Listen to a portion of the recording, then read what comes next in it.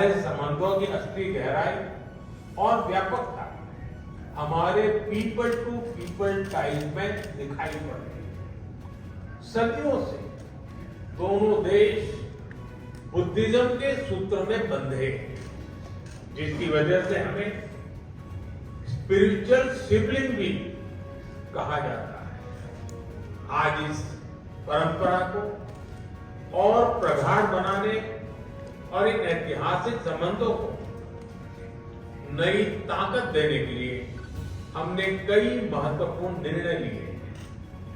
मुझे ये बताते हुए खुशी है कि अगले वर्ष भगवान बुद्ध के दो महान शिष्य सारिपुत्र और मोदगल्या के होली रेलिक्स को भारत से मंगोलिया भेजा जाएगा। हम गंदन मॉनेस्ट्री में एक संस्कृत शिक्षक भी भेजेंगे ताकि वहां के बौद्ध ग्रंथों का गहराई से अध्ययन किया जा सके और प्राचीन ज्ञान परंपरा को आगे बढ़ाया जा सके।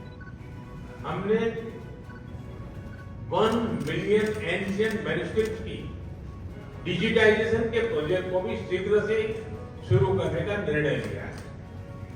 मंगोलिया में बौद्ध धर्म के लिए नालंदा विश्वविद्यालय की अहम भूमिका रही है और आज हमने तय किया है कि नालंदा और गंदन मॉनेस्ट्री को साथ जोड़कर हम इस ऐतिहासिक संबंधों में एक नई ऊर्जा लाएंगे।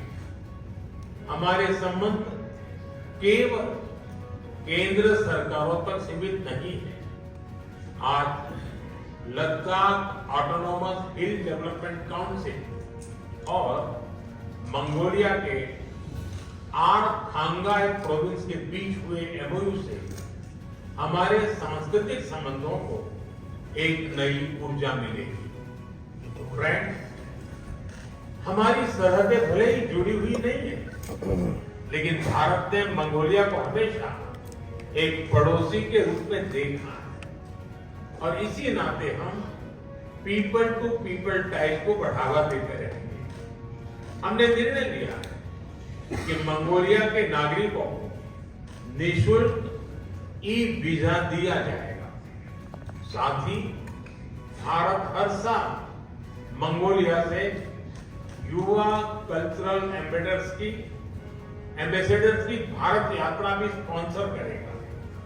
फ्रेंड, भारत मंगोलिया के विकास में एक दृढ़ और विश्वसनीय साझेदार रहा है। भारत की $1.7 बिलियन की लाइन ऑफ क्रेडिट से बन रहा ऑयल रिफाइनरी प्रोजेक्ट मंगोलिया की ऊर्जा सुरक्षा को मजबूती देगा। यह भारत का विश्व में सबसे बड़ा डेवलपमेंट पार्टनरशिप प्रोजेक्ट है और 2,500 से भी अधिक भारतीय अपने मंगोलिया के साथियों के साथ मिलकर इस प्रोजेक्ट को साकार कर रहे हैं। स्किल डेवलपमेंट में भी हमारे सहयोग को हमने आगे बढ़ाया है। Atal Bihari Vajpayee centre of excellence for IT और भारत मंगोलिया फ्रेंडशिप स्कूल के माध्यम से मंगोलिया के युवाओं के सपनों को नई उड़ान मिल रही है। ये सभी प्रोजेक्ट हमारी गहरी मित्रता की मिसाल है। साथ ही आज हमें कई प्रोजेक्ट की घोषणा करने जा रहे हैं तो सामान्य मानवीय के जीवन में सकारात्मक बदलाव लाएंगे। मंगोलिया के लोगों की आवश्यकताओं के अनुरूप हम यह भी प्रयास आगे भी जारी रखेंगे।